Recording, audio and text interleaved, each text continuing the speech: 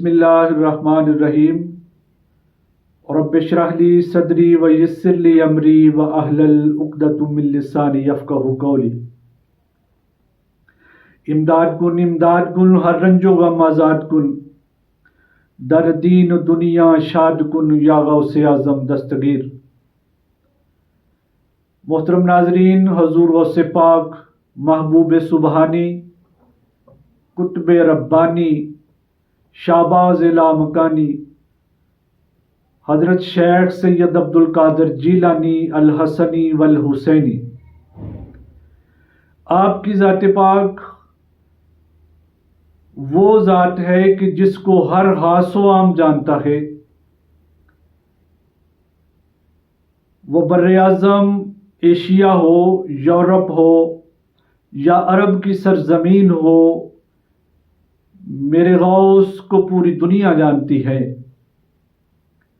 آپ کی شخصیت وہ شخصیت ہے کہ جس کے لبوں سے جو چیز نکلی، جو الفاظ آپ نے ادا کیے، وہ میرے رب کائنات کو اتنے پسند آئے کہ اس کو ہر خاص و عام کی زبان پہ جاری کر دیا، اور ان الفاظ کو اللہ تعالیٰ نے باعث برکت بنا دیا، باعث رحمت بنا دیا۔ بہت سے ایسے وظائف ہیں کہ جو میرے غوث پاک نے ادا کیے، اور آج تک وہ کثرت سے جو سلاسل ہیں ان میں پڑھے جاتے ہیں اور پڑھائے جاتے ہیں۔ خصوصاً سلسلہ قادریہ کے جو اسباق ہیں، وہ تمام اسباق میرے غوث پاک سے منسوب ہیں۔ تو کیوں نہ ہو کہ میرے غوث پاک کی شخصیت وہ شخصیت ہے کہ جو باپ کی طرف سے تو حسنی ہے اور ماں کی طرف سے حسینی ہے، کہ میرے غوث کی شخصیت وہ شخصیت ہے کہ جو فنا فی اللہ بھی تھے، جو فنا فی الرسول بھی تھے۔ خصوصاً اہل بیت سے جو آپ کی عقیدت اور محبت تھی، اور آپ نے جس قدر اپنا فیض عام کیا، اس فیض میں سے میں جو چیز آپ کے سامنے لے کے حاضر ہوا ہوں وہ درود غوثیہ ہے۔ ویسے تو آپ ناظرین نے سنا ہوگا چیل کاف کے بارے میں اور دعائے کافی کے بارے میں، یہ بھی میرے غوث کی زبان سے نکلے ہوئے وہ اشعار ہیں، ہم فیضان کا ذریعہ ہیں۔ اسی طرح میرے غوث جو درود پاک نبی مکرم شفیع معظم حضور سرور کائنات احمد مجتبی تاجدار انبیاء خاتم الرسول حضور نبی علیہ الصلوۃ والسلام کی ذات پاک پہ پڑھتے تھے، وہ درود سلسلہ قادری کا ایک خاص جو ہے وہ عمل ہے، اور جو لوگ درود غوثیہ کو پڑھتے ہیں اللہ تعالیٰ کی ان پہ خاص نوازشات ہوتی ہیں۔ جو درود غوثیہ کا ورد کرتے ہیں، جو درود غوثیہ کو پڑھتے ہیں، تو ان پہ میرے اللہ کریم کی اور آقا دو جہان نبی علیہ الصلوۃ والسلام کی خاص عنایات ہوتی ہیں۔ چونکہ وہ درود میرے غوث نے پڑھا، تو وہ درود کیا ہے؟ اللہم صلی علی سیدنا و مولانا محمد معدن الجود والکرم و آلہ وبارک وسلم۔ تو ناظرین، اس پہ کسی کو اعتراض تو ہو سکتا ہے، درود پاک پہ اعتراضات تو اٹھائے جاتے ہیں، اعتراض ہو بھی سکتا ہے، مگر حضور نبی اکرم صلی اللہ علیہ وآلہ وسلم کی محبت میں، آپ کی عقیدت میں جو اشعار پڑھے جائیں، آپ کی جو مدح سرائی کی جائے، یہ تو میرے اللہ کی سنت ہے۔ تو ناظرین، اپنی اپنی محبت اور عقیدت کا اظہار کرتے ہیں۔ اگر میرے آقا کریم اپنی کملی اوڑھ کے سو جاتے ہیں تو رب کائنات فرماتے ہیں یا ایھا المزمل، یا ایھا المدثر۔ ہر وہ ادا کہ جو میرے رب کریم کو پسند آئی، رب کائنات نے اپنے محبوب کو انہی القاب سے یاد کیا۔ اسی طرح رب کائنات میں قرآن میں ارشاد فرمایا کہ میں اور میرے فرشتے نبی پہ درود بھیجتے ہیں، اے ایمان والو تم بھی درود و سلام پڑھا کرو۔ تو درود و سلام کے سلسلے میں جس نے جس عقیدت سے، جس محبت سے کلام پڑھا، اور رب کائنات نے اس کو اسی طرح سے بلندیوں سے نوازا۔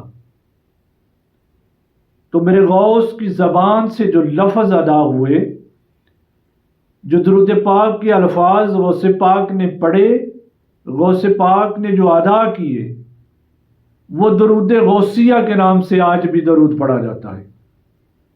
اور جو بھی اس کے درود کو پڑھتا ہے، اللہ تعالیٰ اس کو اپنی رحمت کی نگاہ سے دیکھتے ہیں، وہ نبی علیہ الصلوۃ والسلام کی بارگاہ میں مقبول ہو جاتا ہے۔ اس کے لفظوں پہ اگر غور کریں، اللہم صلی علی سیدنا و مولانا محمد معدن الجود والکرم، کہ اے اللہ، میں جو سردار ہیں، جو کل کائنات کے سردار ہیں، جو میرے مولا ہیں، جو میرے آقا ہیں، جن کا نام نامی محمد الرسول اللہ صلی اللہ علیہ وآلہ وسلم ہے، ان پہ درود بھیج۔ اور جو وہ کیا ہیں؟ وہ معدن الجود والکرم ہیں۔ ناظرین، معدن کا جو مطلب ہے، اگر لغوی معنی اس کے دیکھیں تو وہ ہوتے ہیں، معدن کے معنی ہوتے ہیں منرل کے، ایک ایسا ٹھوس کیمیائی مادہ جو بائیو کیمسٹری کے عوامل سے تشکیل پاتا ہے۔ وہ ایسے خزانے کہ جن کو زمین کو کھود کر، زمین کو پھاڑ کر نکالا جائے۔ اب جود ہوتا ہے عطا کرنا، عطائیت کے معنوں میں آتا ہے۔ روحانیت کی منازل کو طے کرنے کے لیے نبی علیہ الصلوۃ والسلام کی بارگاہ تک رسائی کی ضرورت ہوتی ہے، اور وہ جو رسائی ہوتی ہے وہ کیسے حاصل ہوتی ہے؟ کہ وہ درود و سلام سے حاصل ہوتی ہے، ہر اس عمل سے ہوتی ہے کہ جس عمل کے کرنے سے میرا آقا کریم کی ذات جو ہے وہ راضی ہو جائے۔ تو آگے آتا ہے والکرم، کہ وہ کرم کرنے والے ہیں۔ اب کرم کی کس کو ضرورت نہیں ہے؟ تو میرے غوث نے وہ درود پاک ہمارے لیے چھوڑا کہ جس کے پڑھنے سے ہمیں وہ تمام موتی، وہ تمام ایسے خزانے، وہ تمام ایسے جواہر حاصل ہوتے ہیں کہ جن کی ہمیں طلب رہتی ہے۔ تو ناظرین، انشاءاللہ بفضل تعالی حضور غوث پاک رضی اللہ تعالی عنہ کے اور بھی جو رود و وظائف ہیں، ان کے بارے میں بھی وقتاً فوقتاً جو ہے نا وہ آپ سے بات ہوتی رہے گی، وہ میں آپ کے سامنے ضرور بیان کروں گا۔ تو یہ جو درود غوثیہ ہے، اس کا خصوصاً اہتمام کریں۔ اب ناظرین، درود پاک کو پڑھنا کیسے ہے؟ درود پاک کو پڑھنے کے لیے جو شرائط میں ہر اپنے وظیفے کے ساتھ جو ہے نا وہ گزارش کرتا ہوں کہ تنہائی ہو، پرسکون ہو۔ اگر اکٹھے بیٹھ کے بھی پڑھتے ہیں تو بالکل ماحول جو ہے نا وہ بالکل پرسکون ہونا چاہیے۔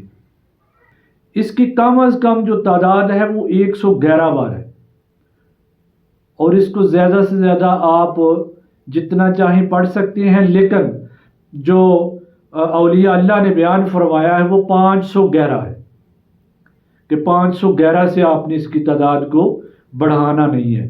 اب جب اس کو آپ 111 بار یا 512 بار پڑھ لیتے ہیں تو پھر ناظرین اس کے لیے ایک کام آپ نے بہت ضروری ہے جو آپ سمجھنے والا ہے، کہ آپ نے دعا کرنی ہے، اور اس کو جو ہے نا وہ ہدیہ تبرک پیش کرنا ہے حضور غوث پاک کی بارگاہ میں، اور آپ کے توسل سے حضور نبی علیہ الصلوۃ والسلام کی بارگاہ تک جانا ہے۔ یعنی اس کو حضور غوث پاک رضی اللہ تعالی عنہ کے وسیلہ سے لے کے حضور نبی علیہ الصلوۃ والسلام کی بارگاہ تک اس کو پیش کرنا ہے۔ تو اس طرح سے دعا کریں، اور جو آپ کے جتنے بھی مسائل ہیں، کسی قسم کے بھی کوئی مسائل ہیں، اس میں یہ نہیں کہتا کہ یہ اس کام کے لیے، اس کام کے لیے، آپ جس مقصد کے لیے پڑھیں گے تو اللہ کے فضل و کرم سے وہ آپ کو مقصد آپ کا حاصل ہوگا۔ یہ درود پاک ہے، یہ محبت والا درود ہے، محبت والے ہی محبت والوں کی زبان کو سمجھتے ہیں، تو اس کو پڑھیں، انشاءاللہ اللہ تعالیٰ آپ کے علم و عمل میں برکت عطا فرمائے گا۔ السلام علیکم ورحمۃ اللہ۔